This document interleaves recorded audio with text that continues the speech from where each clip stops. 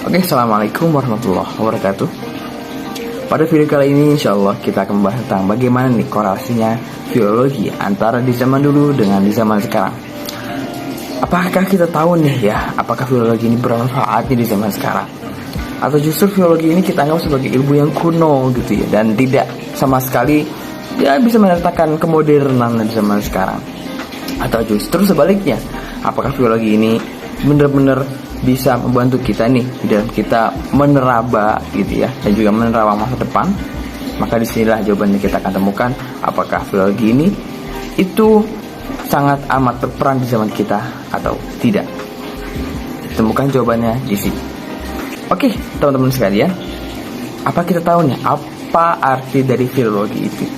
Mungkin di kacamata orang-orang awam kita akan menemukan gitu ya, bahwa filologi ini apa sih itu ya, apa sih maknanya gitu, apa sih artinya gitu kan kadang-kadang kita kalau misalkan ketemu dengan satu istilah gitu, itu kita tuh mencari-carinya gitu kan, kita mencari dari dalam gitu ya, dan juga kita kadang-kadang langsung googling saja gitu kan, sesimpel ini biasanya gitu kan.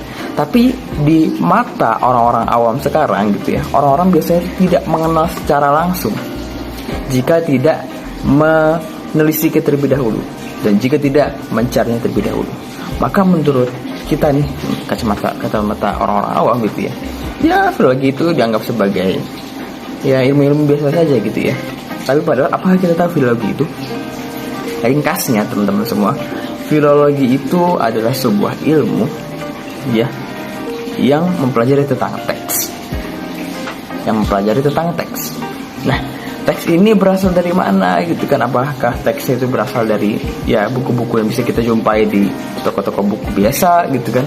Ataukah justru teks ini bisa kita temukan di sembarang tempat gitu kan? Misalkan di sebuah iklan gitu kan, atau sebuah paper atau di sebuah koran. Apa kita hanya bisa ya mendapatkan teks-teks dari situ? Ya justru tidak ya. Kalau kita mempelajari tentang ilmu teks, itu sebenarnya ada banyak sekali sarana kita untuk mempelajari ilmu teks. Contoh dengan ilmu semantik gitu. Juga dengan ilmu semiotik juga bisa, ilmu pragmatik bisa ya, dan ilmu-ilmu yang lain yang bisa kita pelajari tentang yang namanya teks. Nah, tapi di sini kita itu bukan mempelajari tentang teks saja gitu ya. Ketika saya mendengar ya bahasa Arabnya filologi gitu ya, saya mendengar itu tertulis ya, membaca ilmu tahqiqin nusus. Nah, an-nusus di sini atau an-nafs di sini orang-orang mungkin sudah paham. Nas itu artinya adalah ya itu teks ya, sebuah kumpulan tulisan yang dikumpulkan menjadi satu. Tapi bagaimana teman-teman semua tahqiq di sini? Secara letterlet gitu teman-teman semua, tahqiq itu mungkin orang-orang yang mempelajari tentang sebuah teori kebahasaan dalam bahasa Arab, bahwa tahqiq ini ya artinya itu merealisasikan gitu kan, dan membuat itu menjadi nyata gitu. Tetapi dalam konteks di sini ya, merealisasikan dari sebuah teks ya, atau realisasi dari sebuah makna tersebut dari sebuah teks, itu kita dapatkan dari mana ya? Itu kita dapatkan dari cara apa ya? Itulah yang kita akan bahas di dalam filologi. Terus bagaimana nih ya, tadi sudah disebutkan bahwa teks-teks itu sudah tersebar sangat banyak gitu ya. Bagaimana cara kita itu mendapatkan teks itu gitu ya? Ingat, tadi itu kita baru bahas secara bahasa, tetapi secara maknanya dari ilmu ini itu adalah penyuntingan, tahqiq gitu ya, realisasi dari teks itu. Nah, realisasi itulah yang disebutkan atau yang dimaknakan dengan yang namanya penyuntingan ya. Kita menyunting sebuah teks dari sebuah media ke media yang lainnya, dari satu wadah ke wadah yang lainnya. Itu yang dinamakan sebagai penyuntingan. Penyuntingan ini teman-teman semua adalah sebuah prosesi yang diharuskan kepada seluruh para penuntut ilmu untuk bisa mengekspor sebuah ilmu dari media satu ke media yang lainnya. Itulah yang dinamakan sebagai filologi secara bahasanya seperti itu. Nah, tetapi secara makna tadi seperti kita sudah sebutkan di awal secara ringkas, bahwa dia itu adalah ilmu yang mempelajari tentang teks. Teks itu kita ilmui, kita teliti, kita analisis. Agar apa? Agar terjadi sebuah penyuntingan di situ. Penyuntingan ini tidak hanya disunting gitu ya, tapi ini akan ada banyak ya pembahasan tentang mengenai penyuntingan ini. Tapi yang jelas filologi adalah ilmu yang membahas tentang penyuntingan. Penyuntingan dari mana? Teman-teman tahu ya, penyuntingan itu didapatkan dari manuskrip-manuskrip yang tersebar di seluruh dunia. Seluruh dunia ini memiliki manuskrip, teman-teman semua. Seluruh bagian negeri ini memiliki manuskrip yang dipunyai oleh setiap bangsa-bangsa itu sendiri. Indonesia pasti mempunyai manuskrip. Bahkan sangat banyak kita temui di Jawa, di Sunda, dan bahkan di Minangkabau gitu ya, dan juga di Sulawesi. Begitu juga di negeri-negeri lainnya ya. Pada zaman Islamic Golden Age kita tahu bahwa pada saat itu Islam telah bangkit dan menemui masa-masa jayanya di situ. Masa-masa jaya yang dimiliki oleh Islam pada saat itu adalah dari peradaban ke penulisan. Kepenulisan ini itu banyak sekali manuskrip yang sebenarnya bisa diteliti gitu ya. Dan juga di negeri-negeri yang lainnya, manuskrip itu tersebar di seluruh bagian atau pelosok-pelosok negeri di bumi ini. Nah, kemudian menurut Jarmais nih ya, itu ada seorang filolog juga, kata beliau ya, filologi ini adalah ilmu ya yang mempelajari tentang manuskrip-manuskrip atau berupa naskah-naskah kuno. Nah, tadi seperti di awal, naskah kuno atau manuskrip adalah sebuah objek ya, yang dijadikan sebagai objek penelitian dari penelitian filologi, teman-teman semua. Oke, akan menjurus nih ya, tadi yang seperti kita yang sudah sebutkan di awal, korelasinya antara filologi di zaman sekarang dengan di zaman dahulu. Apakah itu sangat penting? Apa urgensi dari filologi? Sebenarnya urgensi sangat banyak, teman-teman. 1, 2, 3, 4, 5, 6, 7, 8, 9, 10 itu bisa kita hitung dan juga bisa kita analisis ya. Apa urgensi makna-makna dan juga penting-pentingnya tuh yang dari filologi. Tapi yang harus digarisbawahi hanya satu, teman-teman semua. Cobalah kita bayangkan, selama ini kita mendapatkan buku-buku yang sangat banyak. Selama ini kita mendapatkan berbagai buku-buku yang mungkin ditulis itu sudah ratus tahun yang lalu, bahkan beribu-ribu tahun yang lalu. Itu bisa kita dapatkan dari mana? Apakah kita sudah bisa terbayang?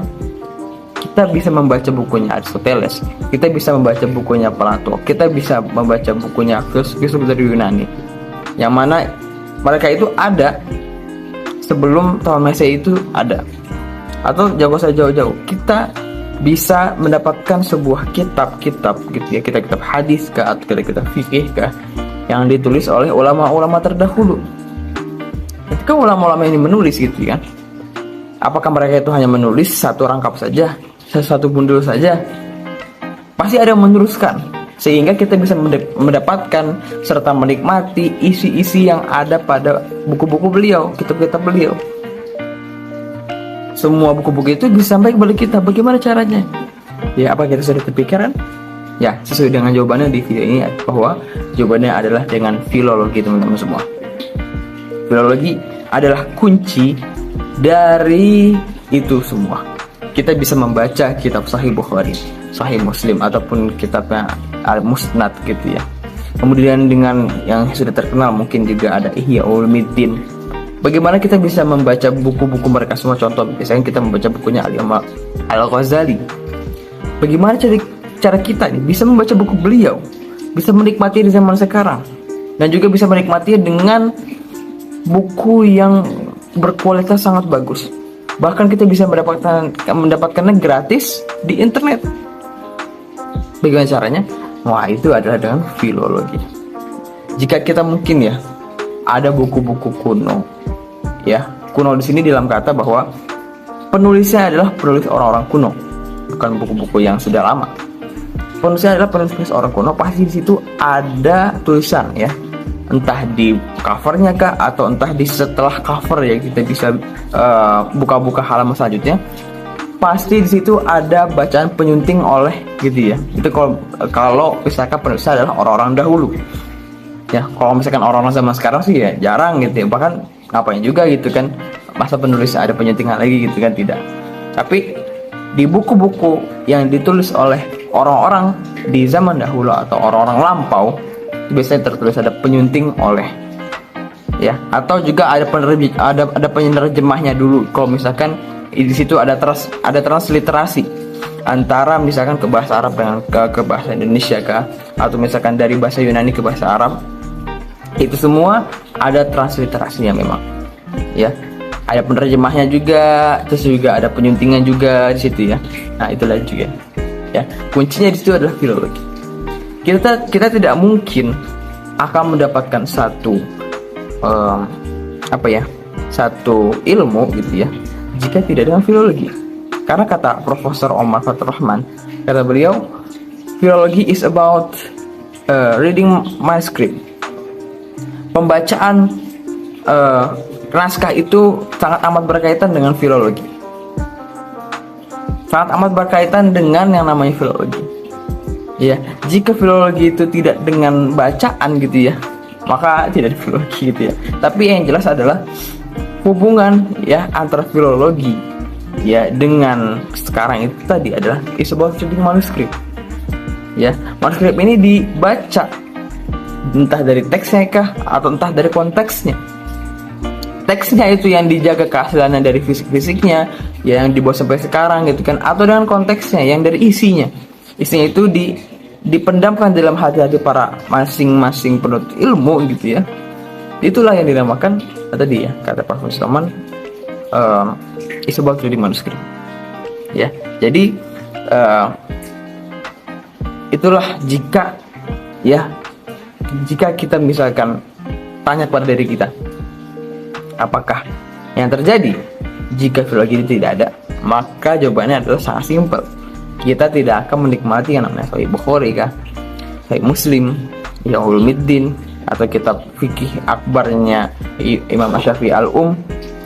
Kita tidak akan menikmati seluruh karya-karya mereka, entah yang buku yang tipis ataupun buku yang tebal. Kita tidak akan menikmati jika tidak ada ilmu filologi, jika tidak ada itu semua, ya. Maka yang bisa kita garis bawahi di sini adalah sebuah ilmu ini, ya, yang berkaitan dengan penyuntingan dari sebuah teks sangat amat penting. Karena dari mana datangnya ilmu itu jika tidak diwariskan? Pewarisan inilah antara zaman dulu dengan zaman sekarang, ya, itu yang terjadi. Pewarisan inilah, ya, yang dinamakan sebagai filologi, atau biasanya sebagai jembatan antara masa lalu dengan masa sekarang, penghubung antara masa lampau dengan masa kontemporer. Inilah yang dinamakan dengan filologi, teman-teman semua. Nah, kemudian bagaimana nih, ya, kalau tadi kita sudah tahu, ya, bagaimana pentingnya filologi itu dan urgensinya seperti apa. Dan sekarang pertanyaan kita adalah bagaimana nih cara kita menjaga